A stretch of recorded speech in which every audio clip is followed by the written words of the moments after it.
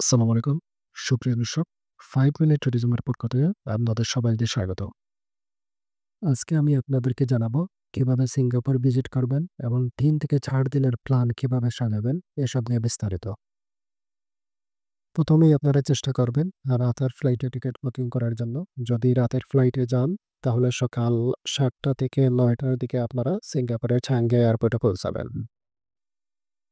তারপর ট্যাক্সি অথবা মেট্রো করে লিটল ইন্ডিয়া অথবা মোস্তফা সেন্টারের আশেপাশে বেশ কিছু কিছু হোটেল আছে, এগুলোতে আপনারা যেতে পারেন।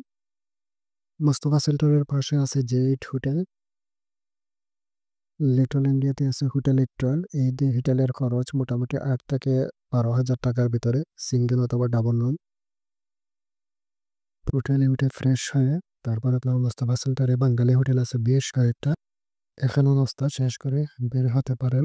দুপুরের দিকে মেরিনা বেতে চলে যেতে পারেন। এখানে সিঙ্গাপুরের আইকন টাওয়ার আছে, বেশ সুন্দর জায়গা, এখানে বেশ কিছু ছবি তোলা যাবে। বিকেলে যেতে পারেন গার্ডেন বাই দ্য বে, এটা সম্পূর্ণ ফ্রি, এখানে কোনো টাকা দিতে হয় না। আর মেরিনা বে, ওখানে কোনো টাকা দিতে হয় না, ছবি তোলা যাবে। বেশ সুন্দর জায়গা এই এরিয়াগুলা। আসার সময় মোস্তফা সেন্টারে বাংলাদেশি রেস্টুরেন্ট আছে, ওখান থেকে হালাল খাবার খেয়ে এই দিনের প্রোগ্রাম শেষ। পরের দিন আপনারা যেতে পারেন সেন্টোসা দ্বীপে, ফুল ডে অ্যাডভেঞ্চার। এখানে অ্যাকোয়ারিয়াম আছে, স্কাই রাইড আছে, আর বেশ কিছু সুযোগ সুবিধা আছে। এখানে টাকাও প্রায় $50 মতো প্রত্যেকটা প্যাকেজে আছে। তৃতীয় দিন যেতে পারেন ইউনিভার্সাল স্টুডিও ফুল ডে থিম পার্ক, সকাল 10টা থেকে সন্ধ্যা 7টা। এটাতে সিঙ্গাপুরের প্রায় $90 মতো খরচ হবে। এখানে সারাদিন ঘোরাফেরা করে বিকেলে খাবার টাবার খেয়ে হোটেলে চলে আসলাম। তারপরের দিন যদি চান আপনারা হালকা ঘুরে টুরে অথবা শপিং করতে পারেন। এখানে মোস্তফা সেন্টার, লিটল ইন্ডিয়া এইসব এলাকায় বেশ কিছু সুপার শপ আছে।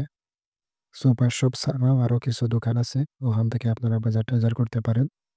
ফুটপাতে খুব একটা দোকান নাই, তারপরেও মোস্তফা সেন্টারের ওদিকে কিছু ছোটোখাটো জিনিস আছে, নিত্য প্রয়োজনীয়গুলো আপনারা পেয়ে যেতে পারেন।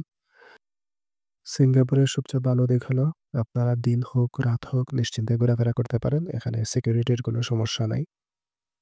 আমরা প্রথম দিন যাওয়ার পর আমরা যে হোটেলে থেকেছিলাম, তো ওখানে রাতের বেলা আমরা যখন বের হই তখন হোটেলের ম্যানেজারকে জিজ্ঞেস করছিলাম যে ভাই এখানে সিকিউরিটির কোনো সমস্যা আছে কিনা। হোটেলের ম্যানেজার বলছে ভাই কোনো সমস্যা নাই, যদি তারপর আপনাদের কোনো কিছু হওয়া যায় তাহলে চলে আসবেন সাথে সাথে হোটেলে, আমরা পুলিশকে কল করে সব কিছু ম্যানেজ করে দেবো, আপনার একটা টাকা মানে কেউ নিতে পারবে না।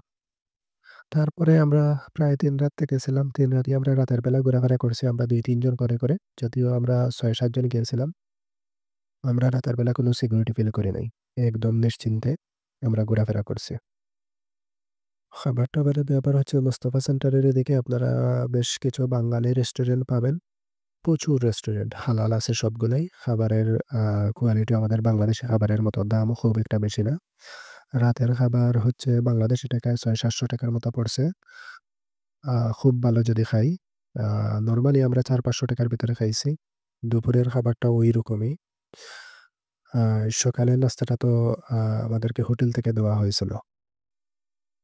আর অবশ্যই আপনারা আ মার্লিয়ন পার্কে যাবেন। এখানে সিঙ্গাপুরের হচ্ছে খুব সুন্দর জায়গা। বাংলাদেশি হোক বা বিভিন্ন দেশের লোকও এখানে গিয়ে ছবি তোলে। এখানে সিংহের মুখ দিয়ে আ পানি পড়ে। ওই জায়গাটার নাম হচ্ছে মার্লিয়ন পার্ক। খুবই, খুবই সুন্দর জায়গা। মেরিনা এর পাশে আছে থিয়েটার আছে। তো এখানেও আপনারা আ দেখতে পারেন। অনেক সুন্দর জায়গা। পুরো সিঙ্গাপুরটাই হচ্ছে সুন্দর। আর প্যাকেজে যদি যান তাহলে সিটি ট্যুর আছে। এখানে চাইনিজ মার্কেট আছে। আরো বেশ কিছু মার্কেট আছে। তো আপনারা সবগুলা দেখতে পারেন। ধন্যবাদ সবাইকে, ভালো থাকবেন। দেখা হচ্ছে অন্য কোনো ভিডিওতে।